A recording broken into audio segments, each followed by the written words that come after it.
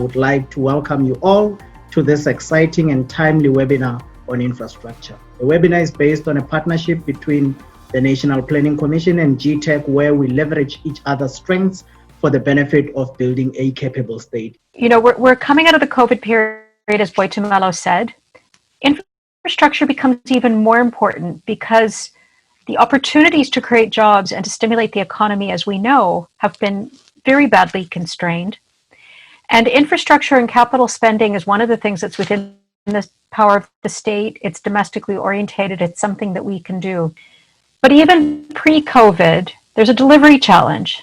And what we want to understand is what that delivery challenge is, and specifically, what could be done to improve it. So we don't try to focus on everything.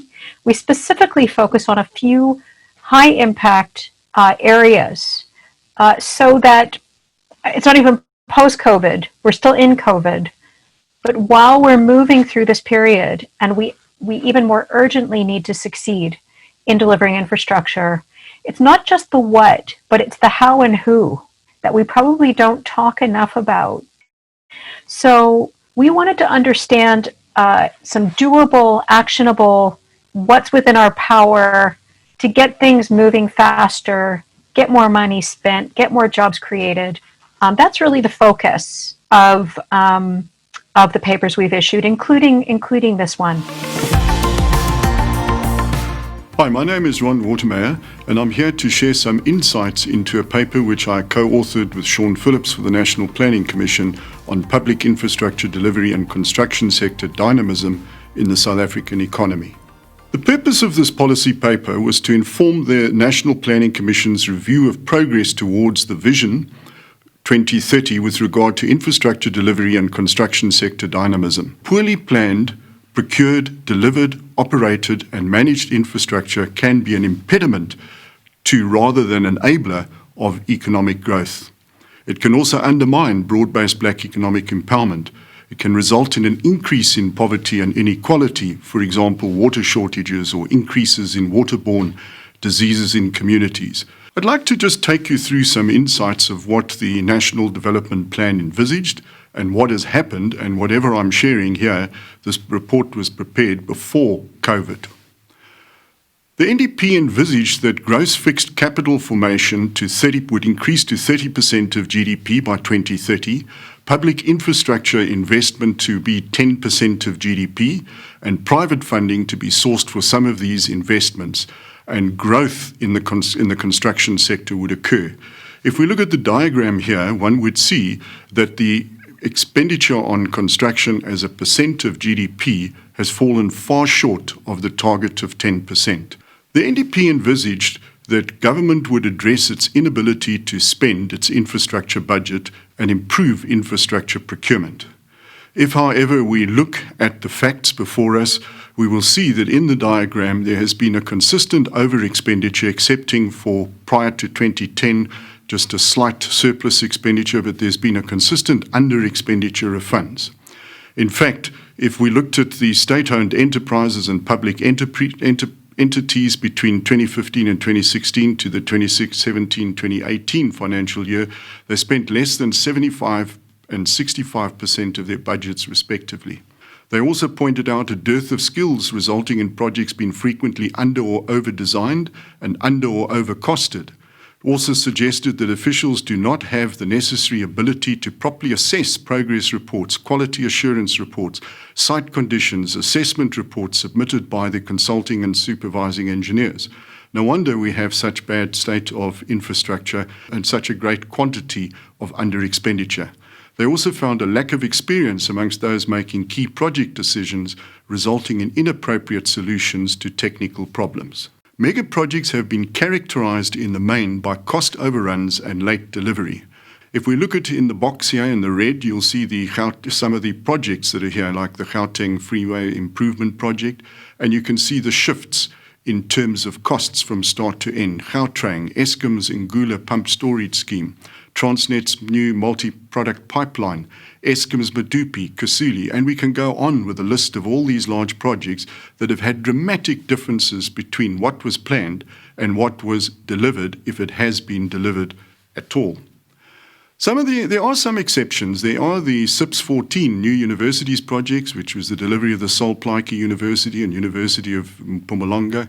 World-class outcomes, 28 months from the time that a political decision made to when the facilities were put in use, built within budget, slightly below cost norms, less than 2% difference between cost at start of construction and final cost. Because of these inefficiencies in the procurement system and the confusion, we've had poor development outcomes and missed opportunities. I think it must be remembered that general goods and services really involve standard, well-defined, readily scoped and specified products and services, whereas infrastructure involves the procurement, programming and coordination of a network of suppliers who need to collectively deliver an asset or alter an asset on a site.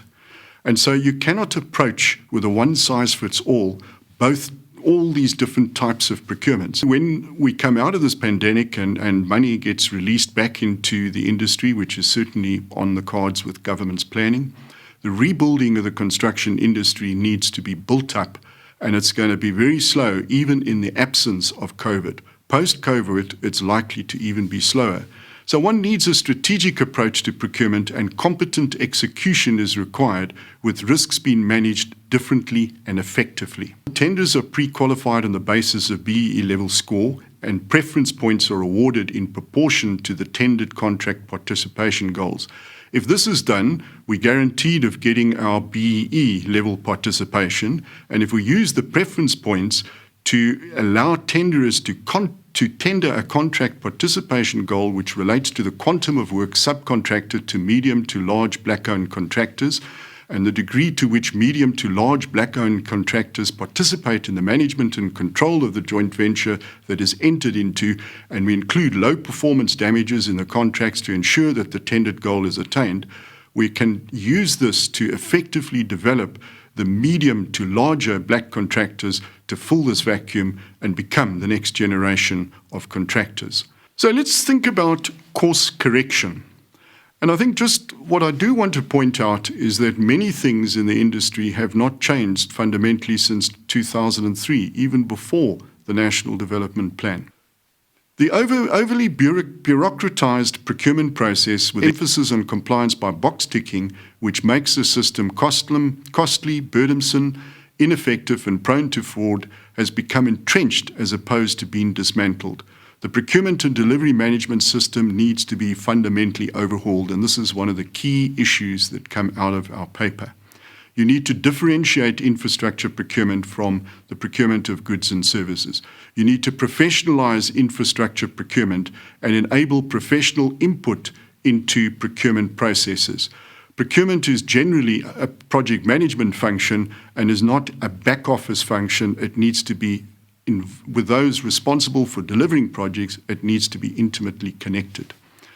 Build public sector planning and client delivery management capacity. We need skills and institutional processes such as delegations of authority to function effectively. We've also now got the COVID-19 constraints, which magnify some of our fiscal constraints.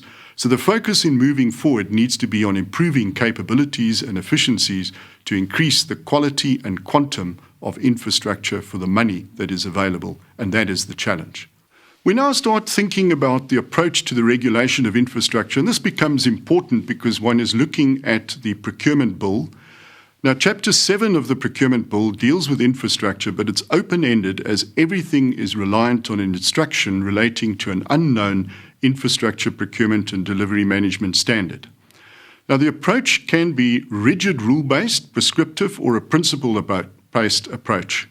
And at the moment, the bill looks part rigid rule-based and is not providing necessarily the principles associated with it. I would argue that we need to set the principles for infrastructure.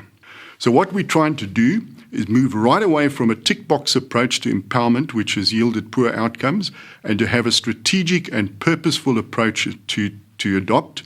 We want to, just what I've shown in the effective governance processes, is to ensure that the institution takes ownership of delivery of infrastructure and it's delivered and managed as an enterprise, if I had to sort of summarize it at a high level.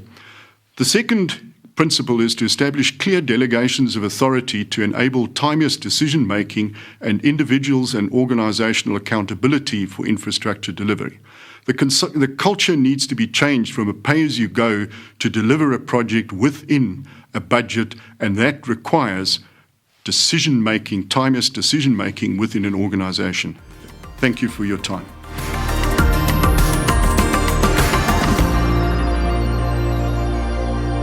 Funding from the fiscus has been the default position, and we don't have much tradition and skills and practice within government of preparing projects for funding from alternative sources like the private sector or from DFIs. So if you talk to the private sector, they do want to invest in public infrastructure. They've got money to invest. But they say that there's a dearth of projects being brought forward by the public sector which are bankable. I think the paper is clear, and it highlights some of the key issues that continue to hamper our efforts to accelerate infrastructure delivery, resulting in underspending of allocated budgets and other problems relating to public infrastructure procurement and delivery management. The paper correctly makes an argument that to achieve effective and efficient infrastructure outcome, capacity and capability to plan and deliver infrastructure are critical. And we know that there are many gaps in the case of government. However, I think that we should be careful that the solutions that are being proposed do not necessarily result in the over-reliance of consultants without a clear plan of how knowledge will be transferred to officials. This, in my view, is how we should build a capable state where officials and consultants can coexist and the respective responsibilities are clear and appropriate. I still think that it's largely because most of these projects, firstly, are not well prepared and developed and packaged. And we see that through and through and through and through. So as any project owner or sponsor, the moment you go to any investor and they say to you, have you done a feasibility study? As an example, 50% of the project will tell you, no, we have not done a feasibility study yet.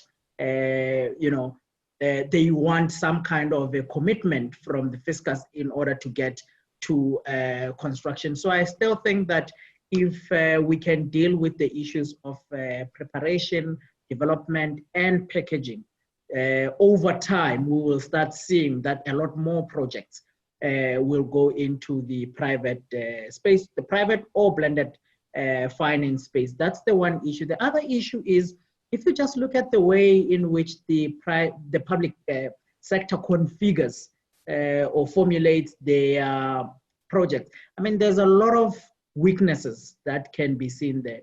Whether we look at the scoping of the projects themselves in terms of how big they are, what is it that we are trying to do? Where is it that we want to have this infrastructure and so on and so forth? One can raise so many issues with that.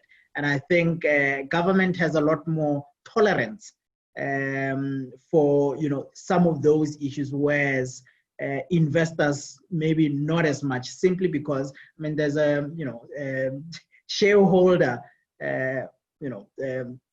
funds and capital that is at stake. Not that there isn't in the case of the government, but I think there's a lot more tolerance on the public sector than is the case with the private side.